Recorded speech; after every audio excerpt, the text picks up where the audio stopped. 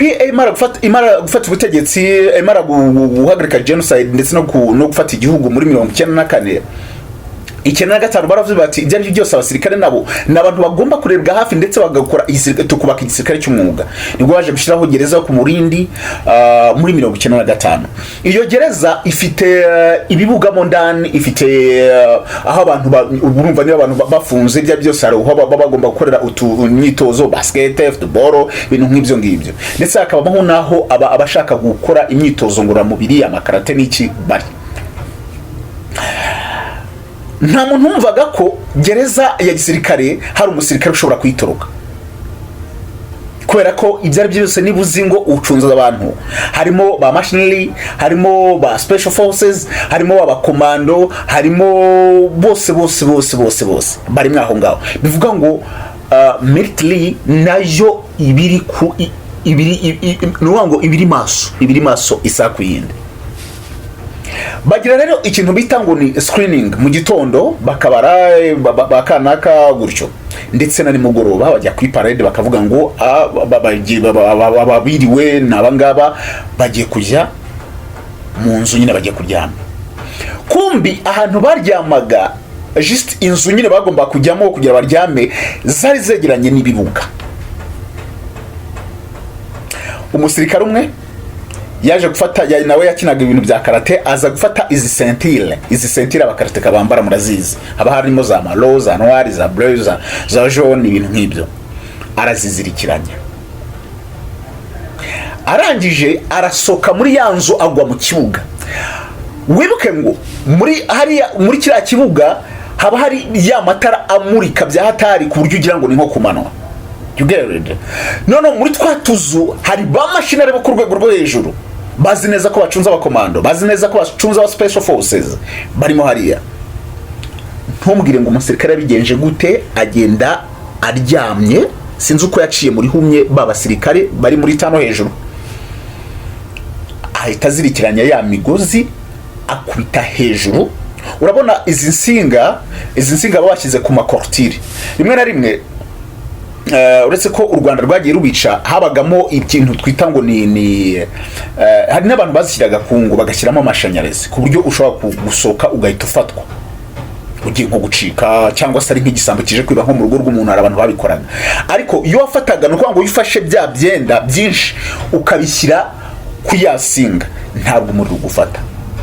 So we yakoresheje wa mugozi, arangije aritupa aratoroka. Baje kubimenya gute? Baje kubimenya mu gitondo bagiye gukora screening. Niwe musirikare ngo watumye ibintu byinshi za sengenge zo hejuru zikurwaho. Actually bahise bakora ivugurura cyane muri gereza yo ku Murindi. Ivyo ni ibintu wumva na abantu bamwe nta hantu byanditse actually, ariko ni story ugenda wumva. Navuze nti akanga kanange ndaza kukabatera kujya mu kazi nyine.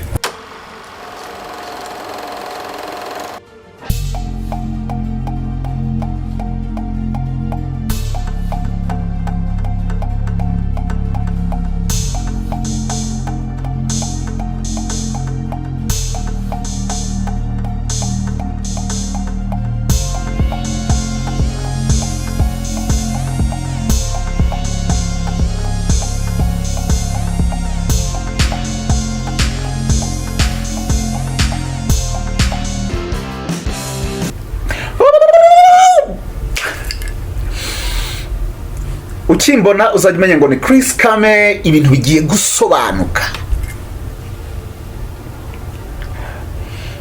Iki kiganiro narababwiye ngo na episode nzajya ngenda mbaha buri munsi. Ni documentary actually, na amateka yabayeho, ntabwo ari film. I'm telling you, this is not the movies, this is not the films, this is not what and what. Iyi na amateka, this is the history. Ni amateka yabayeho. Aya mateka abantu batiza amateka cyangwa se batazi byinshi, bataza ama operations menshi, aha niho honyine uzagifata ikaramu kandika ukavuga ngo hari ibyo ntabwiwe, kuko ahangaha ni ikiganiro kiba kirimo amateka ndetse kiba kirimo n'ubumenyi, kuko nyine basobanura utuntu twinshi mutagiye muzi, cyane cyane mu bikorwa muri kuri iyi si biri kugenda biba uyu munsi. nabonye igisasu cyatewe igoma mu nkambi irimo abaturage, havamo abaturage bagira muri 30. Abaturage barimo barazira just politics, kuko there are some people bari hariya hejuru barimo baracoordinating ibintu gutya bitewe n'inyungu zabo bashaka, but the people nibo barimo kwatesikarira.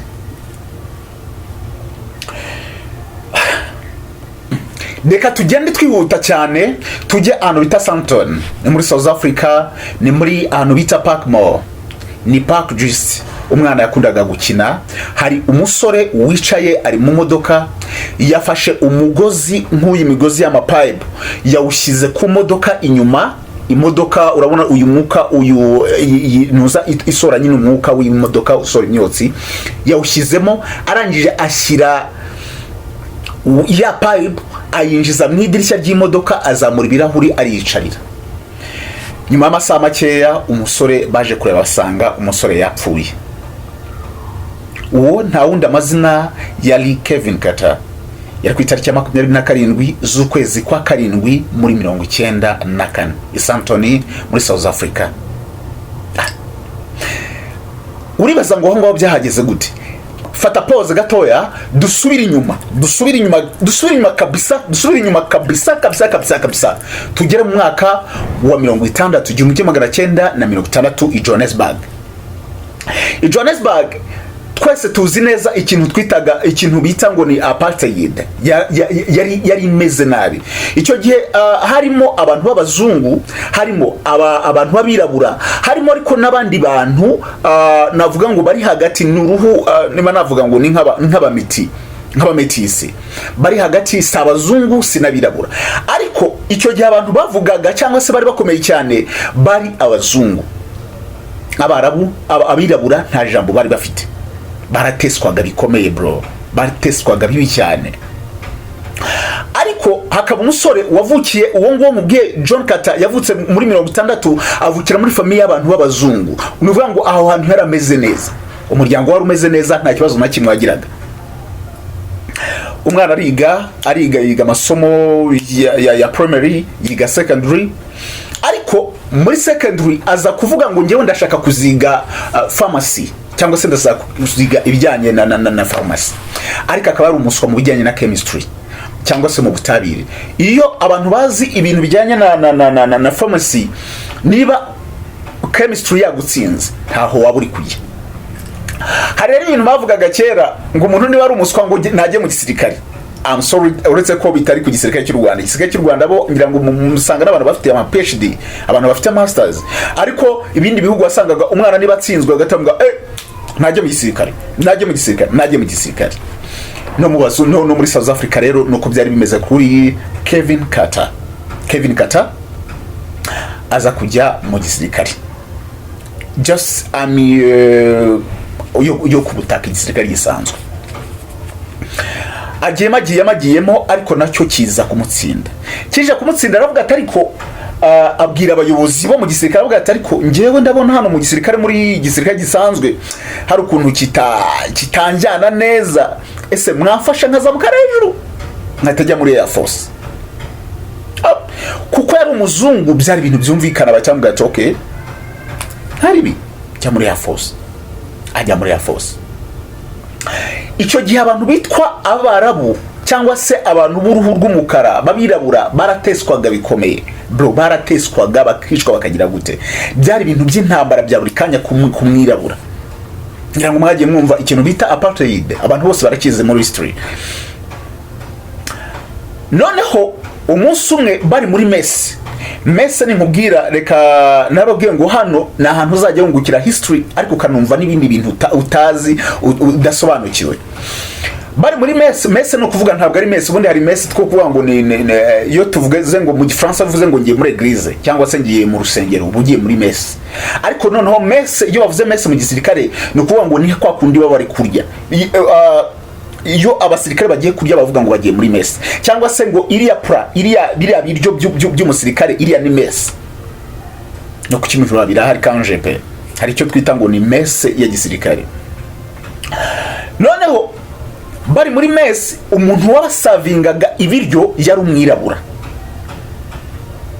umwirabura arabaseriva babazungu kwa kundi bagiraga bakavuga ngo umwirabura ni bagomba ni nk'isina ngufi niyo bagomba kugira gute urumva baratangiye bagiyeho baramukubise kata nk'umuzungu ahita avuga ati no bro ibi ntabwo ari byo man mwebwe umuntu ari kudusavinga juste ngo nuko kubera uruhu rwe kubera iki mutangiye kumugirira nabi mutangiye kumuhemukira mutangiye kumubaza mutangiye kumukubita abazungu baravuga byari ibintu bita marafuko kuvuga ngo umuzungu uri kuvugira umwirabura baramufashe uwita Kevin Kata baratangiye baramukubita deadly baramukubita byo gufa bro baramukubita ariko nanone kuko ari umuzungu ntabwo ari kugiza aho bamwica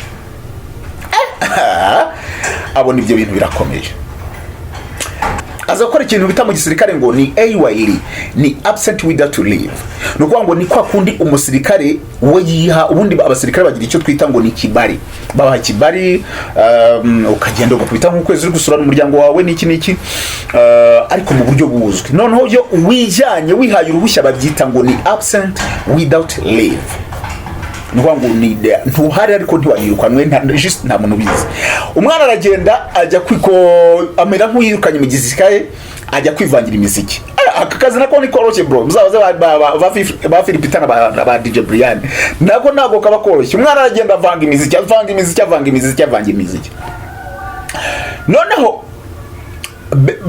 baza kumubura muri Air Force bamubuza ariko baravuga ati umwana yagiye baramushaka bamugara mu gisirikare bamugara kugira ngo asavinge cya gihe nyine urumva ari ubundi gisirikare yenda abandi uyu musirikare agiye mu gisirikare hari amasezerano abagize juste ni nka contract y'igihe cyawe kirangiye uragira uva mu gisirikare ukagenda cyangwa se bakagusezerera bitewe so hari igihe nabo yagomba gusavinga mu gisirikare then akagenda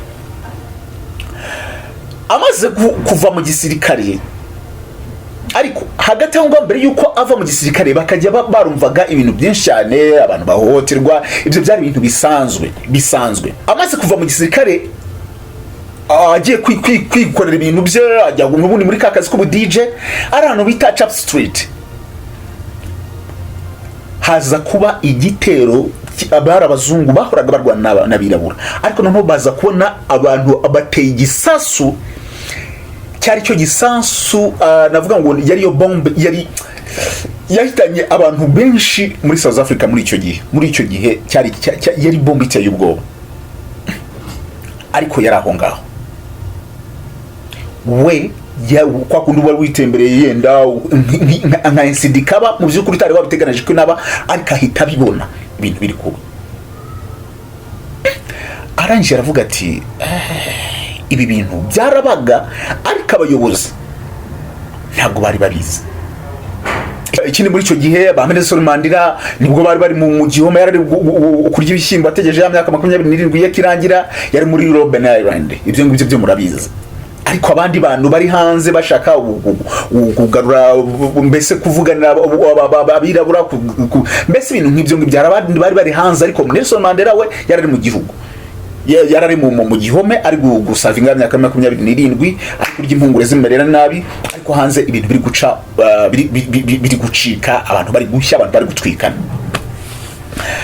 umuhungu amaze kubona ibyo bintu aravuga atari ibi bintu kugira ngo abantu babimenye nuko umuntu yakwinjira mu kazi ka photography akazajya agenda azunguruka afata amafoto y'ibintu biri kuba yaya mainsida uko abantu bari kwicwa atangira kuzajya afata amafoto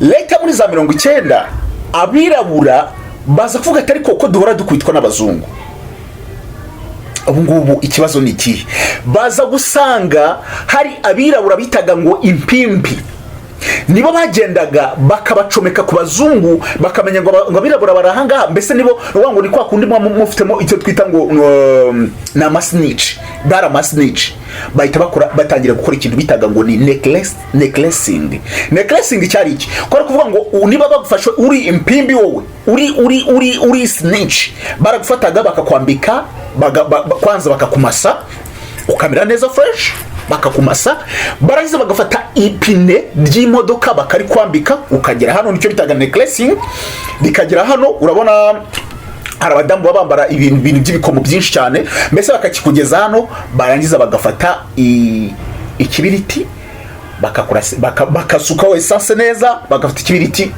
bakakwatsaho umuriro. Abirabura batangira kuzajya bikora uwo batekereje ko ari snitch umwirabura, abandi birabura bakamukorera ibyo ngibyo. Ubwo Kevin Kata nawe araho ngaho azunguruka areba abantu bari gukorerwa necklace, agenda abafotora. Icyo gihe yakoraga iki? Nuwango abana bavutse muri za 2000 na kangahe sinzi ko tuza kumvikana, ariko reka mbwira abasaza babikoraga gute. Nuwango umuntu wari umufotographe icyo gihe muri iyo myaka yafataga ntago bakoreshaga uyu munsi umuntu bamufotora ifoto ije nabi yongera ufata indi, ibyo ntago byabagaho. Habagaho icyo twita ngo ni film. Umuntu film yabaga mu kantu kameze nk'agakombe. Nuwango wayishyiraga mu gakombe kayo, yazaga wajya kugura iyo film ikava mu gakombe kayo, niba ari amafoto 100 na amafoto 100 nyine uko fotoye ni ifoto nuko ngo ufotora yihindukiza ifotora indi kaza gutyo. None ubyo wamaraga gufotora wakuraga ya film ya kagate ukagakura muri kamera yawe, ugahita ugasubiza muri kagakombe vuba, warangiza ukakajyana aho bita kuri studio habaga hari umuntu rero ugomba gufata za foto, ngo twatundi wamushyiriye nitwo bita negative, twabaga tunasa black and white scenes. None we akadusohora tukaza ku kantu kameze nk'agapapuro, tugahita tuba positive. Twamara kuba positive akatwanika, icyo gihe wategerezaga byibura iminsi 6 y'akazi, iminsi 5 y'akazi utegereje ifoto.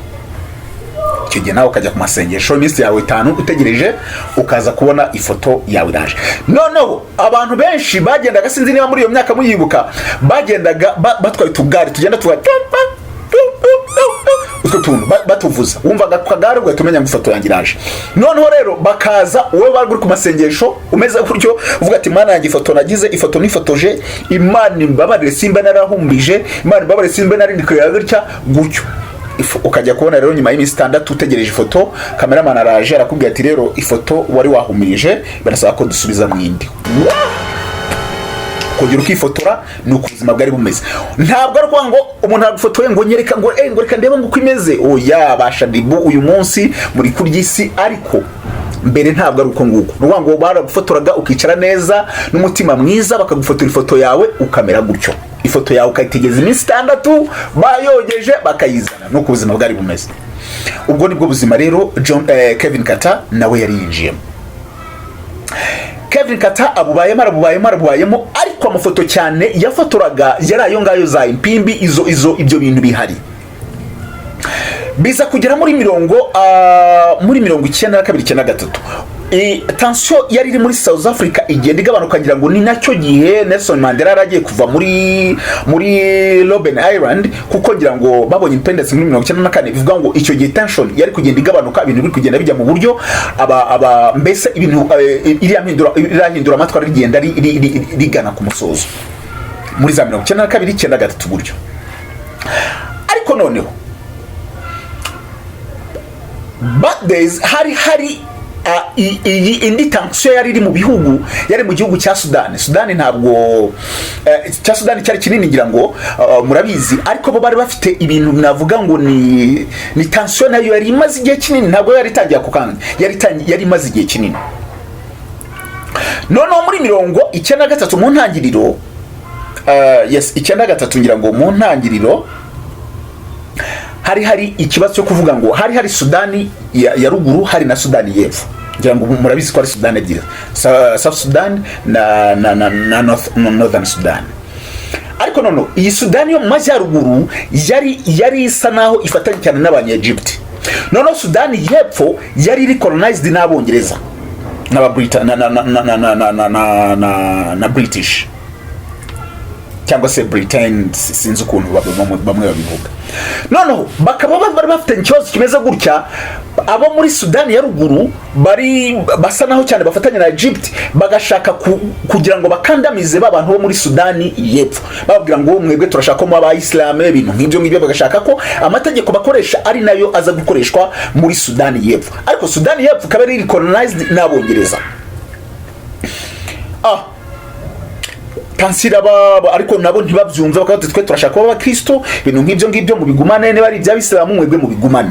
Noneho umwongereza ajya ayitaca ruguru abwira abanye-Egypt, arababwira ati ariko mubwira abo bantu banyu ba Sudani y'Amajyaruguru bareka abantu bacu bo hepfo babeho uko ubuzima bushaka, ne badashaka abisilamu mubareke.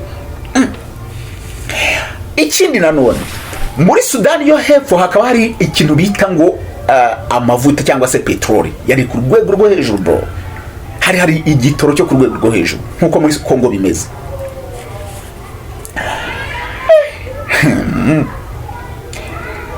Baravuga ati nitugenda gukandamiza bari abantu mu buryo bugize Abongereza ntabwo tubuze kubakira.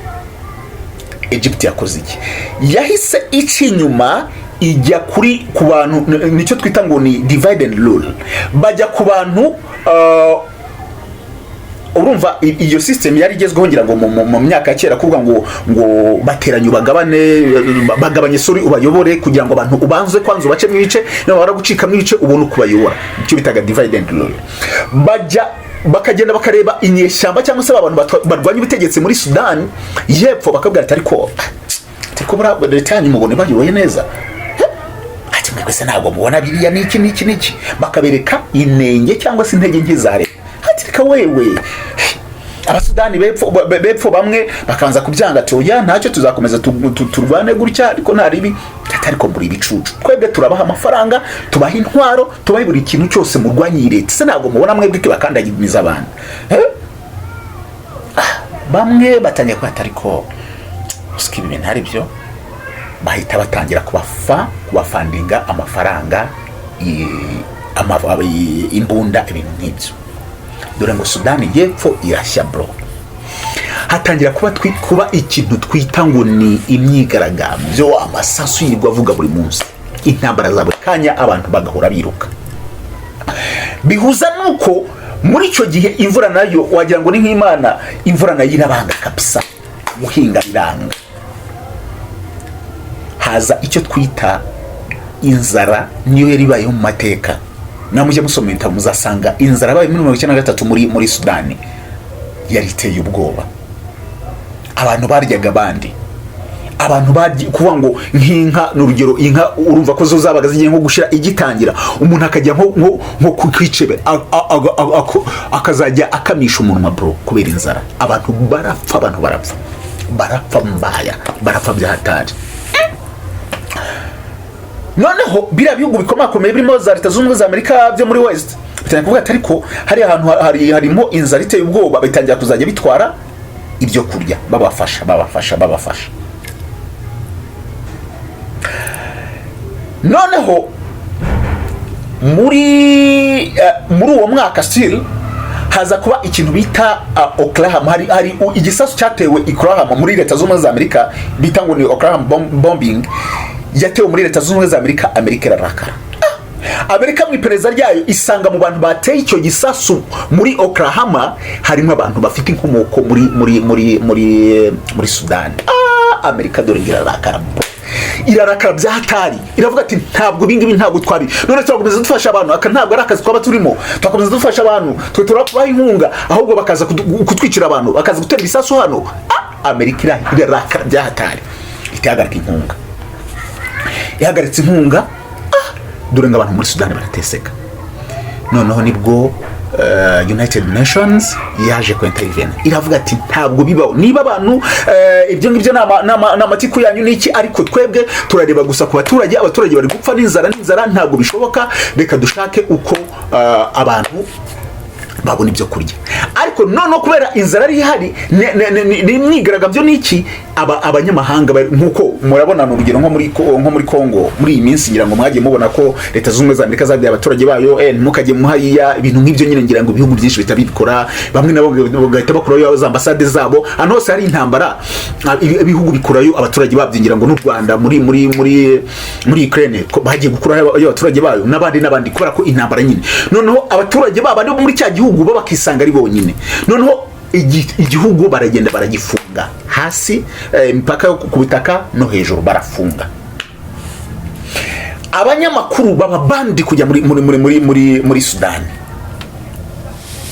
noneho pause gatoya aho ngaho subira inyuma gatoya muri South Africa tugaruke kuri wa musore nababwiye witwa Kevin Carter yari afite urabona abantu bafotoraga nyiri icyo gihe bafite n'icyamakuru n'iki bari barakoze icyo nakwita group cyangwa se club bayita Bang Bang Club.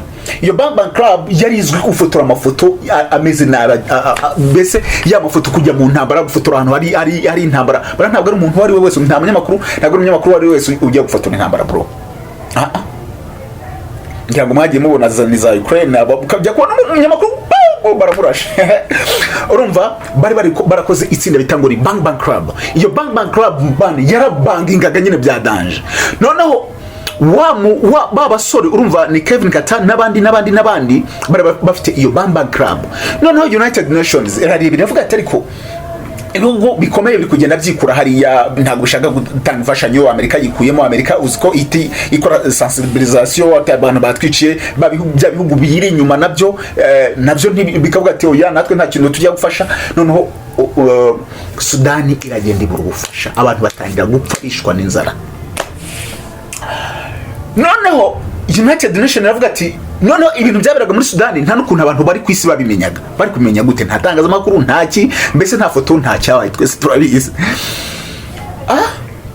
muri Bang Bang bagiye kumva bumva call iturutse muri United Nations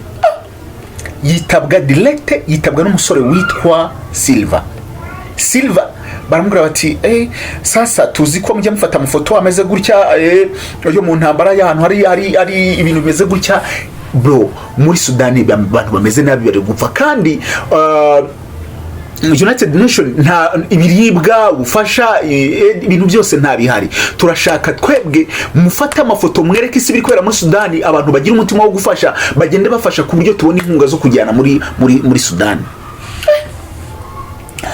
Silva ati none se byakorwa ryari abandi bati nonaha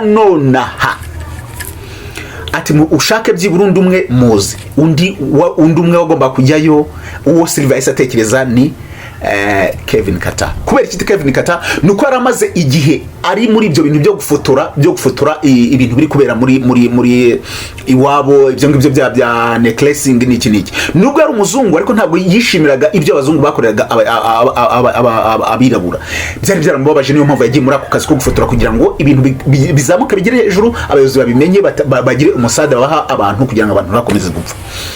Silva yahise akora kuri Kevin Carter bahita bafata ako kanya indege ya South African Airlines indege iraza direct in Nairobi muri Kenya. Bageze muri Kenya bajya binjira mu hotel imwe aho ngaho bamaze kuhinjira bakubita nk'iminsi nk'itatu baza guhamagarwa kubera ko impamvu batinze muri Kenya gatoya iyo minsi nuko byasabaga ko babona uruhushya babanza kubona clearance ibinjiza aho ngaho kuko abanyamakuru urumva ikirere cyari gifunze ibintu byose byari bifunze.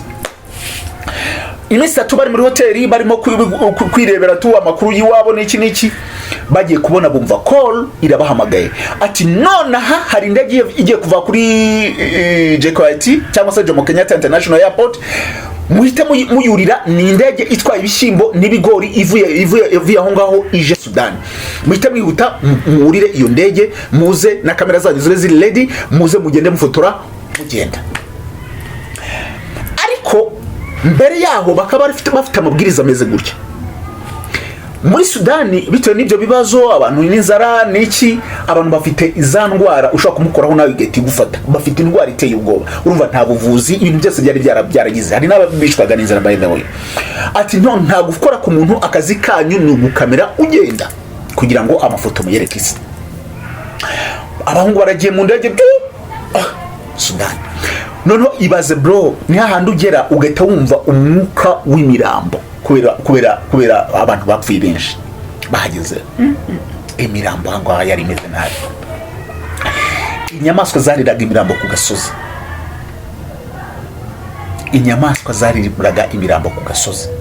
Urabona hari ibisiga sanabyita gute, hari ibisiga sinzi izina ryabyo mu Kinyarwanda, birya imirambo. Ntago byo birya umuntu muzima, no birya imirambo.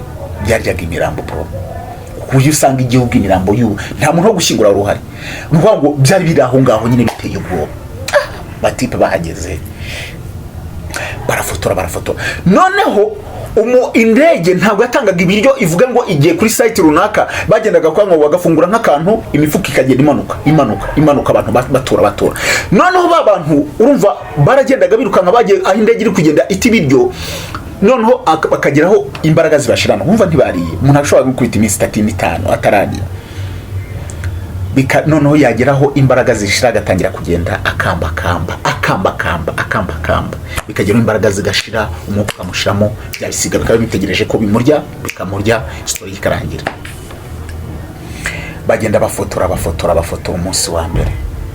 Umunsi wa kabiri baza bari mu modoka bari kugenda. Bageza ahandi urumva ni hari imodoka imwe, kurumva ntago bafotoraga ahantu hamwe icyarimwe. Silva yagendaga muye kugira ngo nyine afate amafoto n'undi na Kevin Kata nawe akagenda mu modoka ye. Baragenda Kevin Kata arimo aragenda agiye abona kwa kundi nyine hari umwana w'imyaka 5 bro, umwana w'imyaka 5. Aha niho ugera ugasanga yani aba bantu baba bari hejuru, nko n'urugero ugasanga politics ikiza bamwe ikica abandi, ikicisha imbaga bro. Ugasanga ni nk'abantu nka 5 they are gaining something, but abandi bantu millions of people they are dying. Ni impunzi, abandi bari gupfa gutyo. Hari umugabo umwe witwa GM, I'm sorry tukati gukatamwe inkuru gutya, yari umunyakenya, yari yararwanye intambara yo kugira ngo igihugu kibone ubwigenge cya Kenya. Yari yararwanye na Jomo Kenyatta. Noneho bamaze kugira abo bita ba Daniel Arap Moi, batangira kuzajya bagenda bikungaza na ba Moi Kibaki, batangira kugenda bikungaza cyane. None aza kwandika ijambo rimwe kuri statement, aravuga ngo umuntu umwe aragira miliyoni 12 z'amadolari kuri account, abandi miliyoni 12 badafite n'igiceri cy'ijana. Aravuga ngo what's this? Ni biki narwaniye? Niba umuntu umwe yifata akikungaza akagira miliyoni 12 akazishyira kuri account z'amadolari, abandi miliyoni 12 bagasigara nta n'igiceri cy'ijana. No kuvuga abandi 10 just muri miliyoni 12 abandi 10 barakiza, abandi miliyoni 11 n'ibihumbi magana they are dying because of poverty, because of what and what. Story yanza ibabwira. Back to the story. Katari maragenda agiye abona hari umwana ko nababwiye ngo baririkwankaga bagiye kureba aho ibiryo biri, abona hari umwana w'imyaka 5 yarirukanka imbaraga zirashira, zishize aricara yifata mu maso gutya. Inyuma ye hari cyagisiga nakubwiye ngo kirya imirambo, cyari gitegereje ko wa mwana apfa ashira mu mwuka agapfa kikamurya. Katari kugenda ari mu modoka n'abantu ati muhagarare. Yariyo opportunity nziza yo kubona ifoto bagomba gushyira mu nyamakuru isi yose igahumuka igatire ibireba ibintu bikorwa muri Sudani, bagatangira bagatanga ubufasha. Arangije ahita asoka mu modoka, akuramo kamera, akubita ya foto ya wa mwana na cya gisimba. Arangije abika kamera, yirukana cya gisimba, yinjira mu modoka aragenda. Muri we umutima aramubwiraga ngo fashu, yari afite opportunity, yari afite kuvuga ngo uyu mwana namuzana mu modoka. Urumva bo n'abanyamakuru bafite ibintu byose bafite iki, bari babaye ibintu byose. Avuga ngo uyu mwana namushyira mu modoka nkanamujyana ngo bari gutangira ibiryo, cyangwa se nkanamuha ku byo urumva bagendera abazungu n'amazi n'iki nkanamuha ku byo twe dufite. Ariko itegeko rya UN ryari rikiriya, ryaravuga ngo nta kintu ugomba gukora, juste akazi ka twakuzana hano ni ugufotora gusa. Kata mu mutima biranga, yenda nko guturika. Arebye uwo umwana w'imyaka 5, kubera juste hari itegeko rivuga ngo nta kintu ugomba kumufasha. Bari barabwiye ngo abo ngabo biki, hari irindi tsinda rya UN rigomba kubafasha babadiringa n'ibintu by'ubuganga. Abo ni abawo, wowe akazi kawe tukuzaniye ni ifoto ugenda. Kataragenda iyo foto akimara kuyisohora, The New York Times bahize ku binyamakuru, yagize attention y'abantu benshi. Abantu benshi batangira kwivugaho bibi cyane. Byahise bituma isi yose umuka ireba ibintu biri gukorerwa muri Sudani y'Epfo, batangira kugenda batanga inkunga. Mu mwaka waje gukurikiraho muri muri 1994, iyo foto iyo ngiyo ya wa mwana, iyo ya Kevin Kata ya foto ye, yaje gufata igihembo bita ngo Pizza Award. Ni igihembo cyahawe ifoto nyine umuntu wafotoye ifoto yo ku rwego rwa nyuma, umuntu wafotoye ifoto irenze isi yose, ikagira attention ku bintu bikorwa muri Sudani. Ariko abandi bantu bakaza muri komere bakavuga ati no, wowe nta atuwura umuntu gute, uruki ni gute wabona umuntu ari gupfa gutyo, umwana w'imyaka 5 ukagenda ukagira gute. Bo ntibumve situation yararimo hariya. Ni nka kuriya nyine ushaka kuri muri situation wowe urambwiye ngo naje fotora ifoto, wari uhari uri no mu modoka uri kugenda ifotora amafoto, umwana uramufotoye nk'ikintu wabashiye gukora gusa ngo nukwirukana icyo kintu ngo kitamurya. Ntiwigeze nta kintu na kimwe wamufashije. Umwana w'imyaka 5, abantu batangira kumubreminga, ku mbuga. Cyagihemba aragifata, ariko kugifata hanze nyine gukora kuvuga ngo muri Bang Club bagenda gufotora ahantu hari ibintu by'intambara n'iki. Hari umushuti we witwaga Ken, yari yagiye gufotora ahantu harimo abazungu bari kurwana, ibintu nyine hari habaye mbese ibintu byo kurasana muri South Africa. Bamurasira aho ngaho kuri sport ahita apfa. Isasu ryaranje ari gufata amafoto, ahita apfa, asiga umwana w'imyaka 3. Ibyo bintu nabyo byababaje Kevin Kata. Igihe bamuhaga igihembo bari kumubwira ati wiyumvise ute n'igihembo n'iki, aravuga ngo ntabwo numva nishimye cyane. Yumvaga umutima nawe, we kuri we yumvaga nta bumuntu. Aravuga ati iyi si imeze gute, designinze gute? Niba umuntu ndashobora gufasha umuntu, mbona ari muntu ze mfite ubushobozi bwose. Lakini back in the story yewe muri we nkuko yagerageza gufasha, urumva bafite abantu bamugira, urumva harimo nyeshyamba n'iki byanga bikunda mu photography nk'abara babaje mu buryo bwa internationally, baba bafite abantu nyine babahaye bagenda babarinda. Ngo yagerageje gufasha wa mwana, baramwangira, baramubwira ati no, itegeko riravuga ngo we ntacyo ugomba gukora, umuntu ugomba kugira icyo akora n'abantu bo muri UN bashinzwe ibintu by'ubutabazi. Aragenda. Ibyo bintu byaramubabaje cyane, kugeza ubwo inshuti ze zaravuga ngo uko yavuye muri South Sudan akaza muri South Africa yari yarabaye umuntu wahindutse completely, yari yarahindutse cyane kabisa. Bitameze nk'aho kuvuga ngo ni idol cyangwa kuvuga ngo ni kwa kundi ngo afite depression, no, just yumva nawe urumva ni sinzi niba muri kuyumva situation, ni ya situation ujyamo nawe kumva kuko nta muntu ufite, nawe yumvaga great, akumva niwe muntu ufite amakosa. Ubuzima bwaranze, akazajya yumva aba umuntu wahindutse iwabo nabo bakumva ntabwo bari kumva umwana wabo arimo yari umuntu wahindutse cyane, adashaka kuvugana n'abantu, yumva akazi kakandi yakoraga ko gufotora yumva nta cyanga kikirimo, ya bang arivamo, ibintu byose arabireka, asigara ari umuntu ubaho yigunze gusa atakijya mu bintu byo kwishima. aho nabatangire rero nababwiye ngo yaje kujya muri Park Mall muri Santon muri South Africa ku itariki ya 27 ukwezi kwa 7 muri 1994 atwara imodoka yagendagamo aragenda ageze muri yo park yari yatwaye iyi pump za mapampu nk'aya mazi nk'iki aragenda aparika imodoka muri park afata wa mugozi awushyira ku modoka kuri iyi ntuzi sora imyotsi nyine ya sora carbon afata wa mugozi awinjiza mu modoka mu idirishya rimwe ahita azamura ibirahure by'andi madirishya amaze kubizamura aricara nyine ategereje ko CO2 cyangwa se carbon imyuka mibi nyine iva muri ya tank ikora akazi kayo yaricaye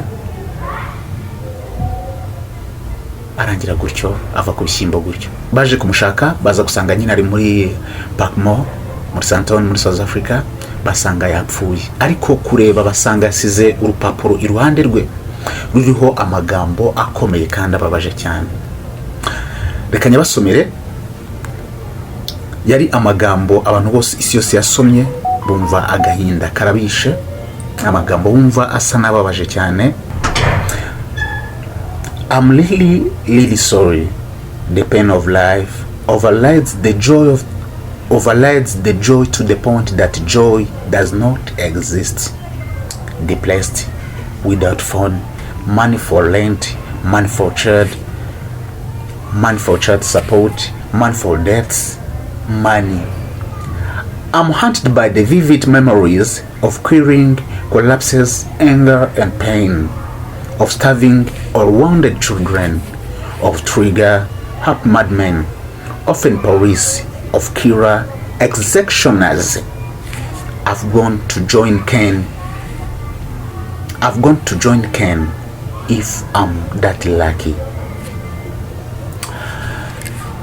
Muri make ni nkawe yavuze ngo munyihanganire agahinda k'ubuzima cyangwa se k'ibyo mbona karuse cyane ibyishimo kugeza aho mbona ho ibyishimo bitabaho, aho mbona abantu bicana inzara, bya bindi byose yagiye abona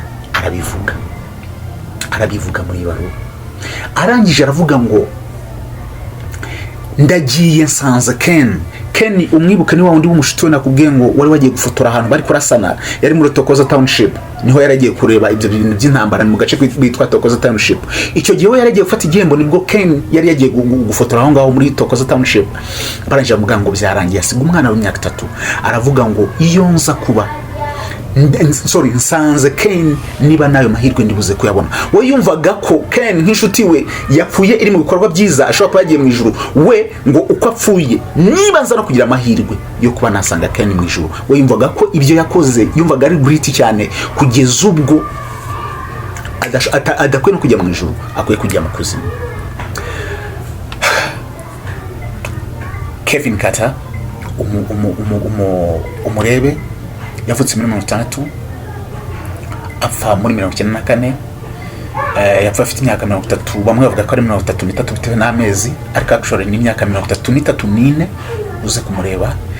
Ni umuntu wafotoye ifoto n'uyu munsi itazibagirana mu mateka. Ni umuntu wafotoye ifoto afashije abantu bo mu Sudani benshi igihe bari muri famine iteye ubwoba, igihe bari mu nzara iteye ubwoba. Kevin Carter azahora ari icon y'abaphotographers bakoza amafoto cyangwa bafotoye amafoto akagira abafasha. So ndakubaza, iyo weekend wari gukora iki? Ibi ngibi the same situation is the one is happening in Eastern DRC. The people are suffering. Abantu barimo barahura n'ibibazo bikomeye cyane. Just the politicians are there enjoying their money. The politicians are there just enjoying a plain watch and what soft life. Ariko abandi babandi batanafite bari mu nkambi batanafite n'icyo kurya nibo bari kuza kwica.